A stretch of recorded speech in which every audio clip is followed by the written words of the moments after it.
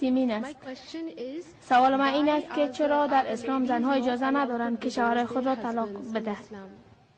خواهر ما پرسید که چرا زنها اجازه ندارند که شوهرای خود طلاق بدهند. چنانه که طلاق مدره است، به شکل مجموعی شما میتونین طلاق را به 5 بخش تقسیم کنین. یکی با تفاهم زن و شوهر می باشه، کاتگوری اول. کاتگوری دوم با دلیل قانع کننده توسط شوهر. کاتگوری سوم زمانی که زن با مرد میخواد عروسی کنه و در نکاحنامه نوشته باشه. اگر در نکاحنامه نوشته شده باشه ولی به شکل اصلی شوهر میتونه طلاق بده. چرا بعدا سر از او بحث میکنیم. اما در نکاحنامه به خاطر که یک قرارداد محکمه است، زن میتونه هر شرایط را در ازدواج بگذاره، چیزی که در قرآن منع نشده باشه. حتی میتونه بگه نمیخوایم که شوهرم زن دومی عقد کنه، به خاطر که بیش از یک زن عقد کردن در اسلام فرض نیست. اگر بچه موافق باشه عروسی کنه، اگر نباشه پس او یک دختر دیگر عقد کنه و دخترم بچه دیگره.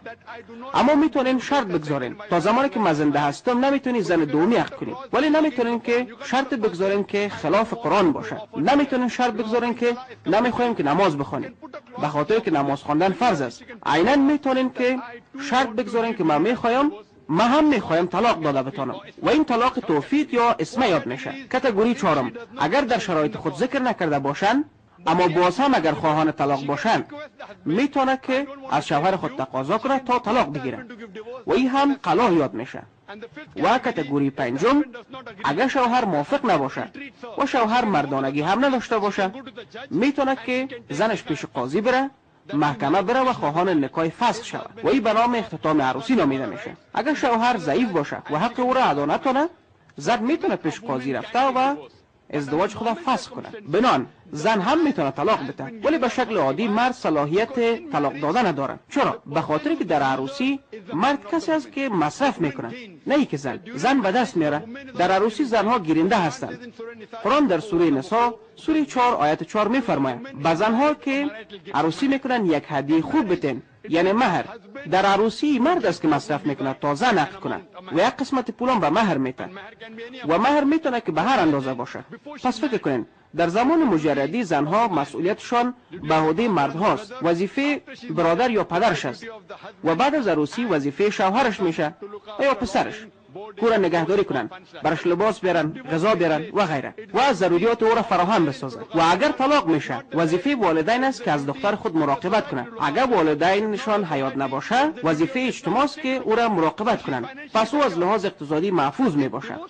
اگر طلاق واقع شود مرد مهر خود از دست میده، اما زن گیرنده آن است. حالا او چانس ازدواج جدید داره. اگر ازدواج کرد باز مهر جدید به دست میاره، ولی اگر مرد میخواد باز زن دیگه عروسی کنه باید مهر جدید بپردازه. اگر تمامی صلاحیت به زنها داده میشد او ازدواج میکردن و طلاق میدادن و آنها فقط پول به دست میآوردن. بازنده کی می بود؟ مرد.